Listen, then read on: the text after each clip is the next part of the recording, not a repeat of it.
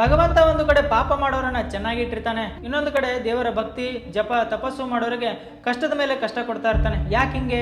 ನಿಮಗೂ ಈ ಪ್ರಶ್ನೆ ಬಂದಿರಬಹುದು. ಈ ಕತೆ ಕೇಳಿ ನಿಮಗೂ ಅರ್ಥ ಆಗುತ್ತೆ. ಇಬ್ರು ಫ್ರೆಂಡ್ಸ್ ಇದ್ರು. ಒಬ್ಬ ಶೆರೆ ಕುಡಿಯೋದು, ಇಸ್ಪಿಟ್ ಆಡೋದು, ವೈಶ್ಯಾಗಮನ, ಕೆಟ್ಟ ಆಚರಣೆಗಳನ್ನು ಮಾಡ್ತಾ ಇದ್ದ. ಇನ್ನೊಬ್ಬ ದಿನ ಗಂಗಾ ಸ್ನಾನ ಮಾಡೋದು, ಜಪ ಮಾಡೋದು, ತಪಸ್ ಮಾಡೋದು ಮಾಡ್ತಾ ಇದ್ದ. ಒಂದು ದಿನ ಇಬ್ರು ಭೇಟಿಯಾದ್ರು. ಒಬ್ಬ ದೂರದಿಂದ ನೋಡ್ತಾನೆ, ಗಂಗಾ ಸ್ನಾನ ಮಾಡೋನು ಬರ್ತಾ ಇರ್ತಾನೆ.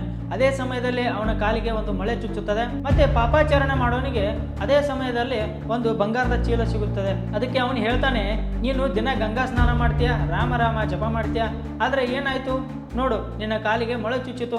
ನಾನು ಮನಸ್ಸಿಗೆ ಬಂದಂಗೆ ಆಚರಣೆ ಮಾಡ್ತೀನಿ, ನೋಡು ನನಗೆ ಬಂಗಾರದ ಚೀಲ ಸಿಕ್ಕಿದೆ ಅಂತ ಹೇಳ್ತಾನೆ. ಅವಾಗ ಅವನಿಗೆ ಅನಿಸಿತು, ನಾನು ಇಷ್ಟೊಂದು ಸಂಯಮ ನಿಯಮದಿಂದ ಇದ್ರು ನನ್ನ ಕಾಲಿಗೆ ಮೊಳೆ ಚುಚ್ಚಿತು. ಅದಕ್ಕೆ ಅವನು ಇವತ್ತಿಂದ ನಾನು ಗಂಗಾ ಸ್ನಾನ ಮಾಡಲ್ಲ, ಭಜನೆ ಮಾಡಲ್ಲ ಅಂತ ಅಂದ್ಕೊಳ್ತಾನೆ. ಯಾವಾಗ ಯಾರಿಗಾದ್ರೂ ದೇವರ ಮೇಲೆ ಸಂಶಯ ಬರುತ್ತೋ ಆ ಧರ್ಮಾತ್ಮನ ಸಂಶಯ ದೂರ ಮಾಡೋಕೆ ಭಗವಂತ ಯಾವ್ದಾದ್ರೂ ಒಂದು ವೇಷ ಧರಿಸಿ ಬರ್ತಾನೆ. ಇವಾಗ ಇವನ ಹತ್ರ ಸಾಧು ವೇಷ ಧರಿಸಿ ಬರ್ತಾನೆ. ಬಂದು, ಮಗನೇ ನಿನ್ನ ಕಾಲಿಗೆ ಮೊಳೆ ಚುಚ್ಚಿದೆ, ಬಾ ತೆಗಿತೀನಿ ಅಂತ. ಯಾಕಂದ್ರೆ ನೀನು ದಿನ ಗಂಗಾ ಸ್ನಾನ ಮಾಡ್ತೀಯಾ, ದೇವರ ಜಪ ಮಾಡ್ತೀಯಾ, ನೀನೇ ಧನ್ಯ ಅಂತ ಹೇಳ್ತಾರೆ. ಇದೆಲ್ಲ ನನಗೆ ಹೇಳ್ಬೇಡಿ, ಧನ್ಯ ನಾನಲ್ಲ ಅವನು ಅಂತ ಹೇಳ್ತಾನೆ. ಅವಾಗ ಸಾಧು ಹೇಳ್ತಾನೆ, ಮಗನೇ ನಿನ್ನ ಪೂರ್ವ ಜನ್ಮದ ಕತೆ ನಿನಗೆ ಗೊತ್ತಿಲ್ಲ. ಪೂರ್ವ ಜನ್ಮದ ಪ್ರಕಾರ ನಿನಗೆ ಈ ಸಮಯಕ್ಕೆ ಶೂಲ ದಂಡ ಸಿಗಬೇಕಾಗಿತ್ತು, ಅದರ ಬದಲು ನಿನಗೆ ಮೊಳೆ ಚುಚ್ಚಿ ಅದರ ದಂಡ ಕಡಿಮೆ ಆಯ್ತು.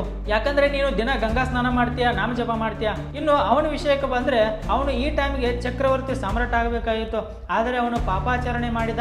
ಅದಕ್ಕೆ ಇದೇ ಅವನ ಕೊನೆಯ ಬಂಗಾರದ ಚೀಲ.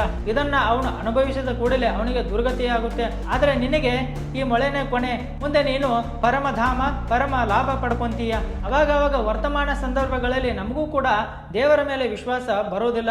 ಅದಕ್ಕೆ ಈ ಕತೆ ಕೇಳಿದ ಮೇಲೆ ನೀವು ಭಗವಂತನ ಮೇಲೆ ವಿಶ್ವಾಸ ಇಡಿ. ಮತ್ತೆ ನಿಮ್ಮ ಬಂಧು ಬಾಂಧವರಿಗೆ ಶೇರ್ ಮಾಡಿ, ಈ ಚಾನೆಲ್ಗೆ ಸಬ್ಸ್ಕ್ರೈಬ್ ಮಾಡಿ.